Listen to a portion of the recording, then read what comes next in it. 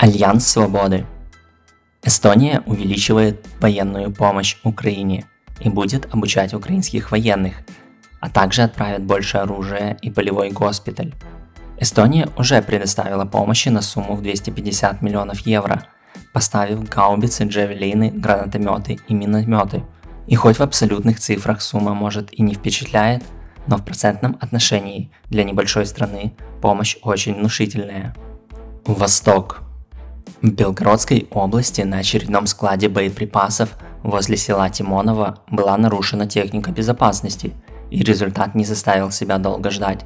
До взрыва склад выглядел так. За последние дни обстрелы Харькова усилились. Вчера россияне нанесли удар ракетами «Искандер» по жилым домам в Слободском и Салтовском районах, в результате чего погибло минимум 17 мирных жителей. На линии фронта также отмечается активизация боевых действий, но без продвижений. Российская атака на Базилиевку и Лебяжье вероятно направлена на то, чтобы оттеснить ЗСУ подальше от линии снабжения изюмской группировки. Пока у 3-й танковой бригады есть проблемы с удержанием фронта в районе Балаклеи, южнее Изюма 93-я механизированная бригада разбила еще одну российскую БТГ, которая выехала между Вернопольем и Брашковкой для атаки на Новую Дмитровку. Краснополье, Долину и Богородичное контролирует Украина. Линия фронта в районе Северска остается стабильной.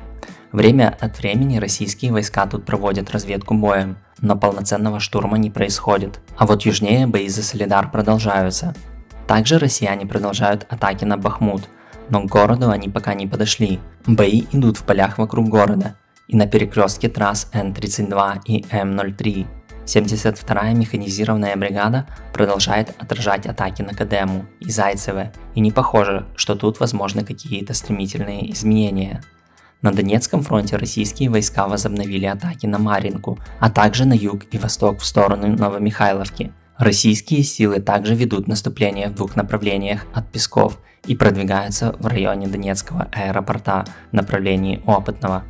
Большую часть Песков точно контролируют россияне, но похоже таки не все село. Произошел мощный взрыв на складе боеприпасов в Амросеевке. Также о взрывах сообщается в Широком и Терезе.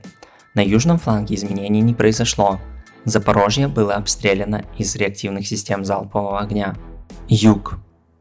После того, как на аэродромах и складах боеприпасов Крыма стала страдать техника безопасности, россияне решили перекинуть свою технику подальше от украинских позиций, вглубь острова. Видимо, там с техникой безопасности дела обстоят лучше. В то же время в Севастополе и Керчи отмечается срабатывание систем ПВО. По предварительным данным, по беспилотникам, но снимков пока не было. В Новой Каховке снова взрывы в районе дамбы. Вероятно, удар был нанесен по мосту. Российские войска продолжают попытки выбить ЗСУ с плацдарма на левом берегу Ингульца, но им это не удается. Спасибо за просмотр, не забывайте про лайки, комментарии, подписку и колокольчик.